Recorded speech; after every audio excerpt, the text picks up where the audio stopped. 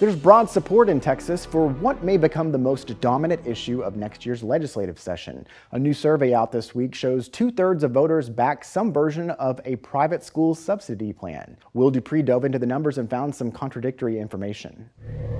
Whether it's a school voucher or an education savings account, no matter what you call it, Texas voters say they're for it, according to a new poll. What we found is roughly 2/3 of Texans support school vouchers or ESAs for all parents, and that's across all racial and ethnic groups. The University of Houston and Texas Southern University recently surveyed more than 2,200 voters. 66% say they'd back a bill offering universal vouchers, which would let parents pay for private school with money currently allocated to a public school district.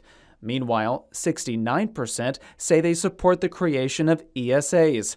That's the governor's preferred plan, establishing government-funded bank accounts so that families could subsidize private education expenses.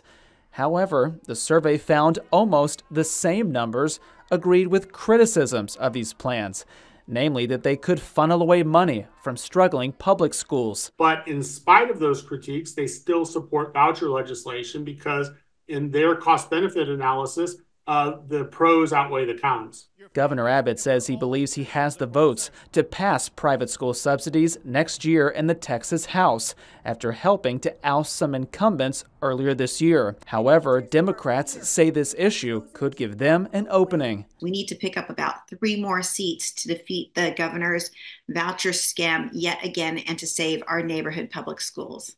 State Representative Gina Hinojosa is skeptical of the survey's findings. The election in November will be the ultimate test. Will Dupree, State of Texas. Governor Greg Abbott's press secretary released a statement on the survey saying, quote, "When it comes to education, parents matter and families deserve the ability to choose the best education opportunities for their children. Governor Abbott will not rest until Texans have their voices heard, and school choice is the law of the land." Next month, we could get a preview of what's to come during the next legislative session next year. A House committee meeting on August 12th will look at the use of education savings accounts in other states, and the committee could make recommendations for a Texas program. We want to give you some perspective on the governor's effort to push this plan forward. When it failed in the last legislative session, it was opposed by every Democrat and 21 Republicans in the Texas House. Most of those Republicans came from rural areas with very few private school options. In the first election after that failed effort, the governor focused his money and endorsements on those looking to unseat Republicans who opposed the plan. It ultimately led to 11 incumbents losing their seats.